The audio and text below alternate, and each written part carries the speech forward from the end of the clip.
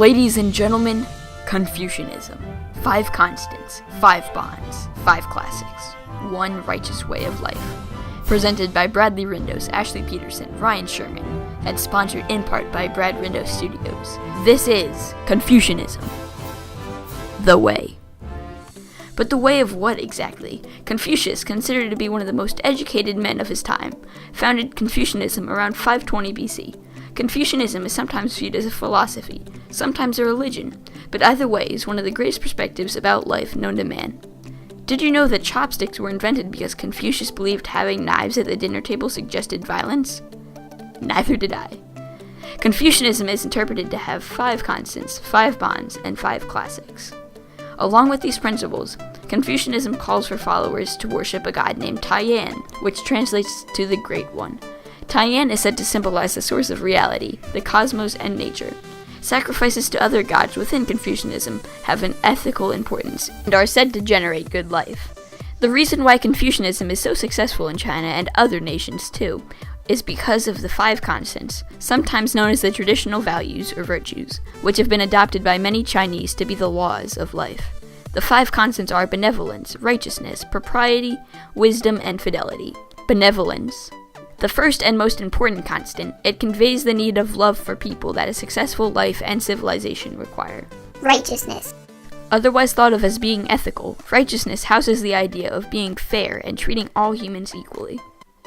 Propriety. Synonymous with loyalty, those who follow this constant conform to behavioral standards. Wisdom. Although thought of as many to simply symbolize only intelligence, this constant was intended by Confucius to mean the ability to differentiate right from wrong, good from bad, etc. Without wisdom, one does not have a sense of ethics or other social skills. Fidelity. I know what you're thinking. Wi-Fi. Of course, if you didn't know, Wi-Fi stands for wireless fidelity. But no, fidelity is honesty. This is an extremely important part of the Confucianism system. Without honesty, people aren't trustworthy.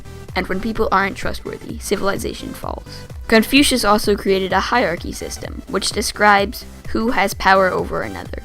In this hierarchy system, the ruler controls the ruled, father controls the son, husband controls the wife, elder brother controls the younger brother, and friend controls friend.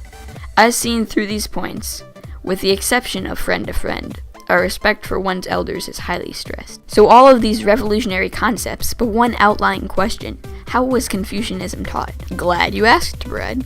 Thank you, Brad. Anyways, although Confucius himself was a teacher, many learned the ways of Confucianism through the 5 classics, the basic texts of Confucianism. The most important of these books is the Book of Changes, the first of the classics. This piece explains that the cosmos is an interaction between the 2 energies, yin and yang. You know, that swirly thing? Yeah, that. Geez, great 3D rendering, Brad. Thank you, Brad. Because of the 2 energies, the universe is said to always show unity between life and nature. Another important work, the Book of Documents, has helped to model many ancient governments. It demonstrates how a culture with responsibility and trust leads to a prospering government. Finally, another one of these books is the Book of Songs, which we talked about when we read the poem in class. So how does Confucianism pertain to the good earth? I'm doing this on the spot here, this will be interesting. I feel that although we haven't seen much of Confucianism thus far into the book, Wang Lung's actions and how he treats o-lan, his son, his father, is indirectly related to Confucianism.